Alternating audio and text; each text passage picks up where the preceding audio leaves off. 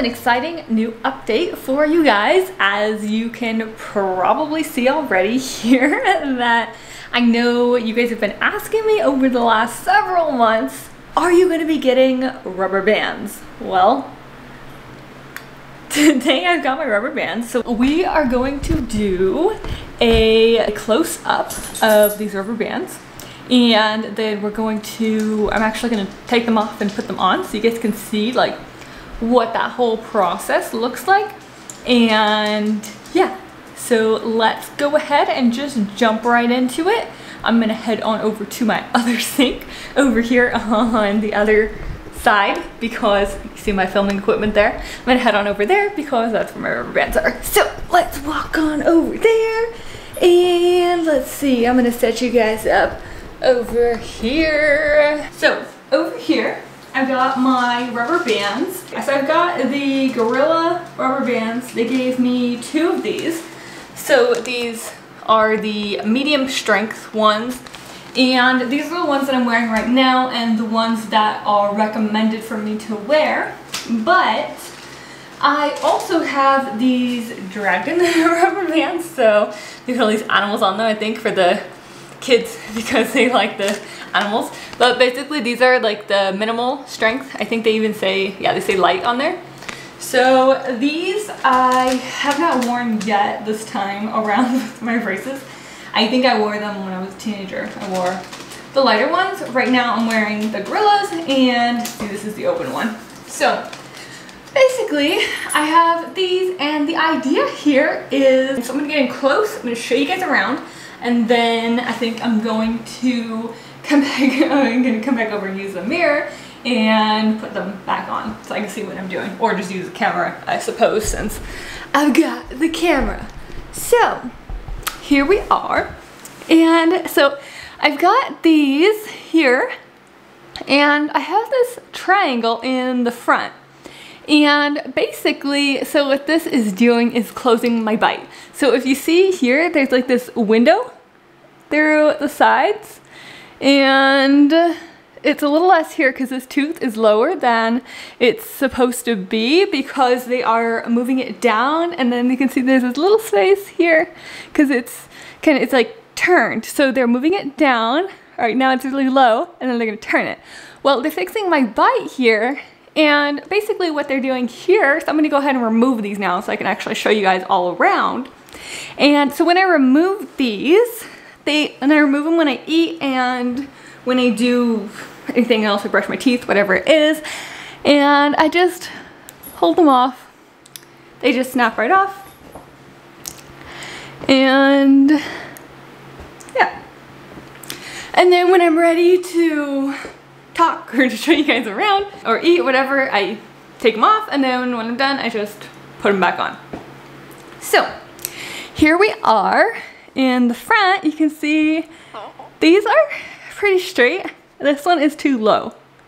So they're fixing my bite in the front with those rubber bands, and then to prevent this from hitting here, I've got another thing going on in the back with my bite. And so I've got these bite guards that are like, they're deposits basically on my teeth back here, and they're on the top. I have 2 over here, and then I have 1 additional one that they put on in the beginning that is like, it's just barely, there's a little bit left on there. It's mostly come off, but it's still on there. But I only have 2 that are really, I guess, functional, you would say, right now.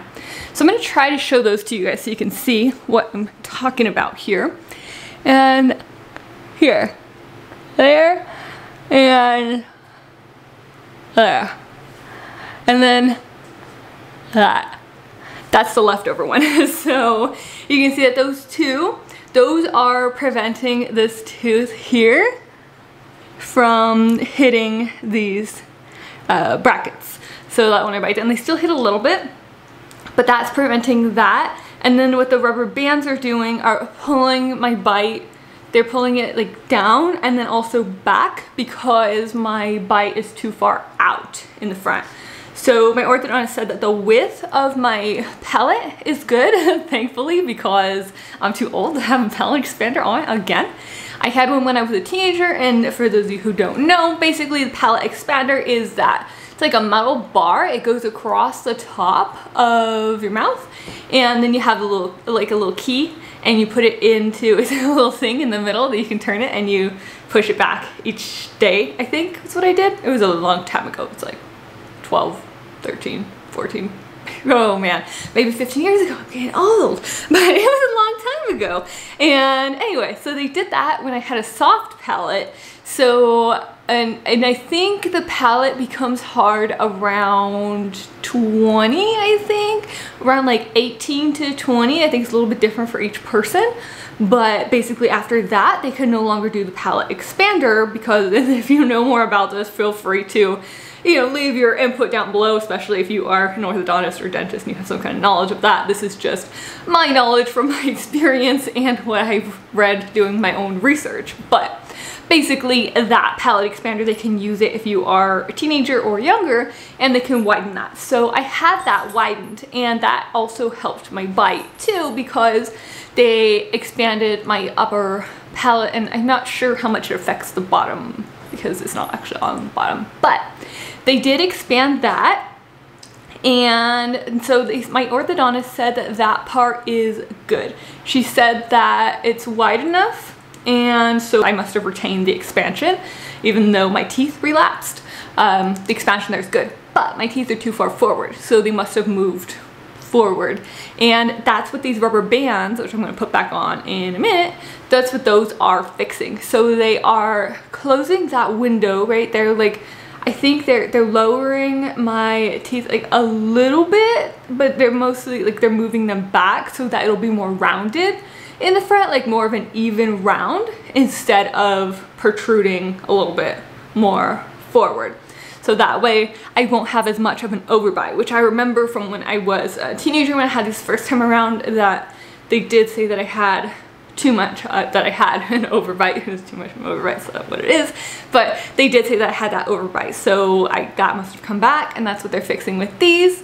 One interesting thing is I remember wearing these rubber bands as the triangle. So when I was a kid, I wore them as a triangle in the back and as like long way from front to back. So I'm not sure exactly what all of those techniques do. I really do want to learn more about what those techniques do. So like I mentioned, if you are a dentist or orthodontist and you want to, like, leave a little blurb down below about like how the different rubber band strategies work, like in the triangle in the front, or like from the front top to the back bottom, or like the triangle in the back, because I've had all of those at some point, you know, many years ago.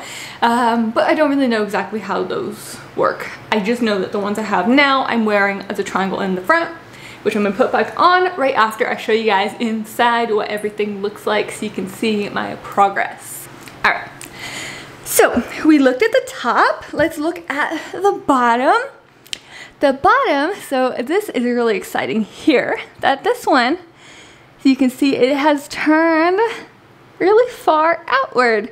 It used to be like way turned in, and now it's turning out. So this bracket is gonna need to be repositioned at some point, and this one as well. And then this one, I think, too. We're trying to avoid repositioning these two because this tooth is damaged because I bit my fork over the summer when I was eating, and I chipped it. So it has a little tiny chip in the corner.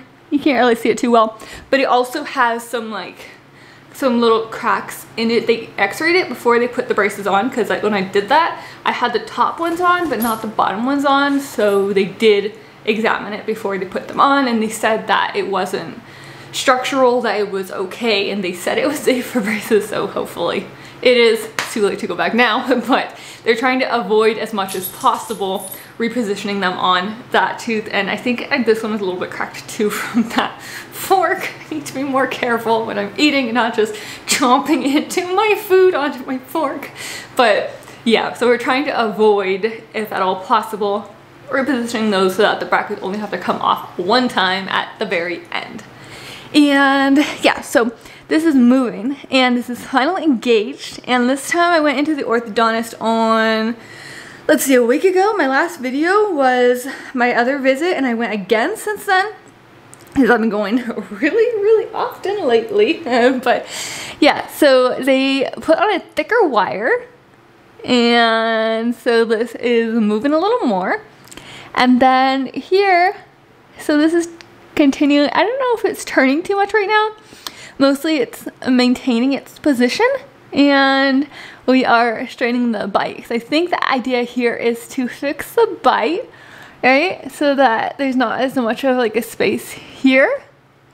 And then, because see, this is really high, and I know it's kind of high because of that too, but yeah, so they're trying to fix that, and then they're going to reposition that and move that. So right now it's mostly maintaining and pulling it as far forward as possible. You can't really go all the way because it is, you can see there's a space and there, so it's kind of turned like that way. And here, it's actually the corner of it is hitting this tooth. So it can't turn all the way until it is like repositioned, I think. So it's gonna go like up and forward, and then it's gonna come forward. And then these are pretty straight, but these are not even on the top. So here, these two are higher than these two. And then these are pretty level, but these are not even. So they're gonna need to fix that too. And then of course turning this so that it aligns with there. And then it probably is going to still have this curve on it, because that's how my teeth were positioned before. With the, like they were positioned before I had my braces the first time around, they were really crooked. Maybe I'll show you guys a picture of when I was a child of like really crooked teeth. They were really bad. They weren't, of course, I don't think they were like the worst. I had braces for about 4 years, but they were like really turned and crooked here, and these two are overlapping because so it's story time. When I was 2, I knocked out this tooth, the baby tooth, and it did not grow back in until I was, I think, 9.